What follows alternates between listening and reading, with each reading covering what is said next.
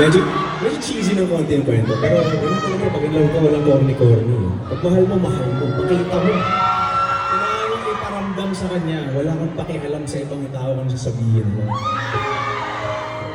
So, naliligaw pa lang ako. Ano po yun?